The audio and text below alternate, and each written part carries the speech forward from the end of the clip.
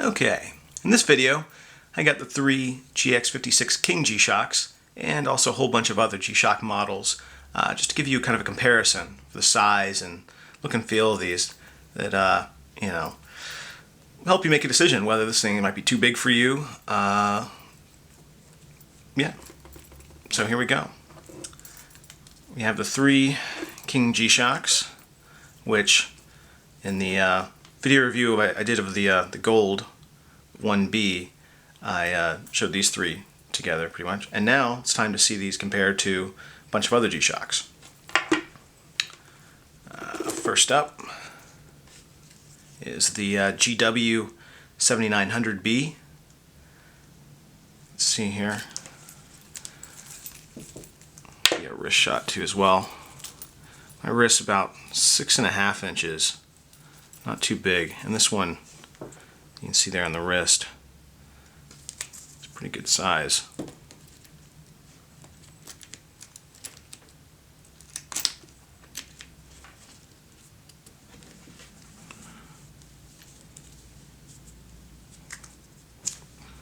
we go. Compared to the 7900.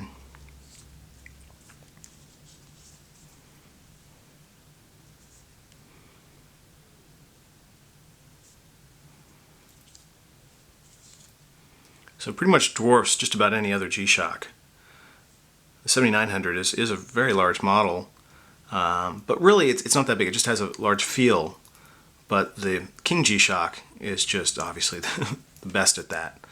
And even here, Master Blue Frogman, you get an idea. So it's hard to say. Like the King G-Shock, at my wrist size, I don't know if I would really wear it that much. I mean, it's kind of fun, but it just, it looks really oversized on me. But obviously if you have a lot larger wrist, if you have an 8-inch wrist or something, maybe this thing's perfect for you. I like the feel of the Frogman. Also, it's not symmetrical. It's kind of lopsided with the module not being centered. And I wear that a lot, and I'm fine with that. I like the big look on my wrist. But yeah, it's really up to you. But just, you have to know what you're getting into with the King G-Shock here. And the opposite end of the spectrum, here's a regular DW56 with the 1545 module as a negative display. It just gives you an idea of how much smaller it is. It's basically the same design idea, but just scaled up for the King G-Shock.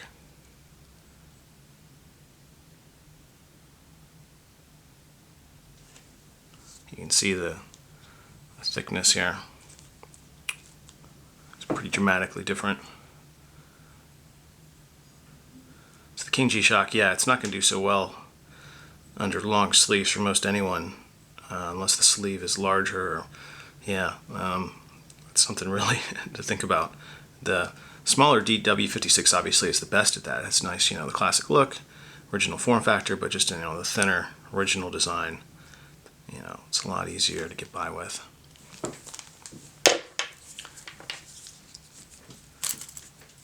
And let's see, switch over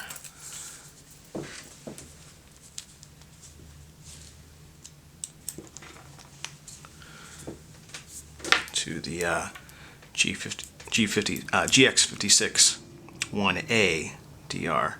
Here it is next to the GW9200 Riseman, which is a decent size G-Shock. So it looks a little small in some. Get an idea how that one looks.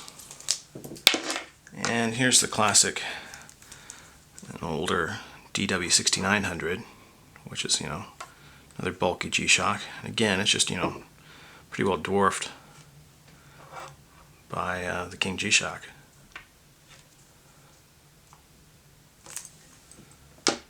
And let's see, here's a Dawn Black Gulfman, the G9125, I believe.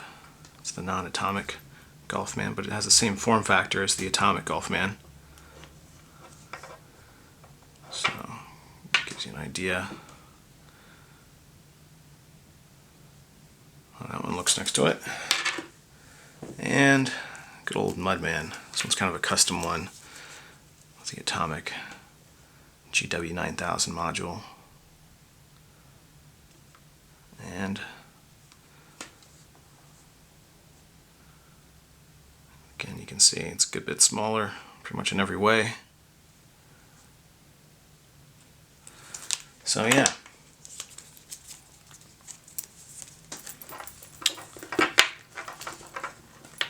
Go back, show you side by side. Again, and I guess this is the only way to really see is to have them side by side and have them on your own risk. I mean, it's gonna be a little different for everyone, as to what they prefer. But hopefully, this will give you some sense of the scale, because in some photos, without another G-Shock or something to compare to, everyone's wrist size is different. It's hard to get a sense of just how big this King G-Shock is.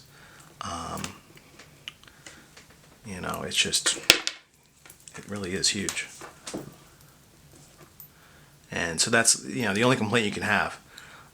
Some people are going to love that, and some people are going to hate it. And maybe you get used to it at first. I mean, but yeah, just hate for someone to end up with a G-Shock that they just don't want. And sometimes that happens though. There's so many different G-Shocks out there that it's hard to really know which one's for you, especially if you're just going by the stock photos that most sellers put up. They really don't give you an idea of what it's going to be like. Sometimes the details and things are not captured in those photos at all, and let alone just the presence that they have, which the measurements can help, but really G-Shocks, they're kind of irregularly shaped often, and those standard dimensions, comparing them side by side, I would say it just is not a good way to compare them to other G-Shocks or other types of watches. It just they're just all really different in the way they're shaped, and so it gives you some idea. And the weight, how much it's going to weigh is also important. These are all comparable weights. These are not light, but so large, they're not that dense, so it's not too bad. So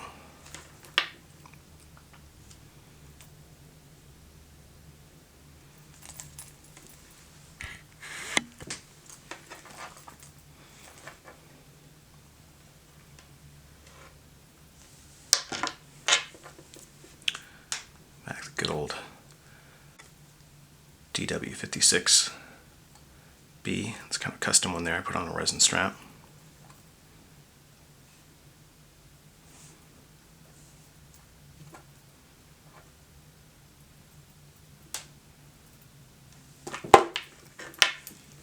And the good old classic Riseman.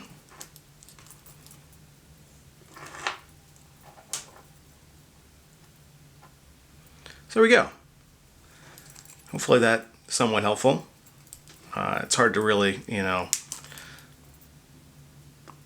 what everyone else wants to see here exactly, but I did do a little informal survey and try to pick some models that are pretty popular. And so hopefully, if you've ever handled one of these, it'll give you somewhat of an idea what you're dealing with here with the King G-Shock. But I do recommend, if you have a store near you that does sell them, to go check it out in person first, just in case, because this one is by far the oddest one as far as size, where it's just, you have to see it to believe it, really. And it's hard, sometimes I've ordered G-Shocks and thought I'd love it, open it up, put it on the wrist, and it's just not what I thought it was going to be.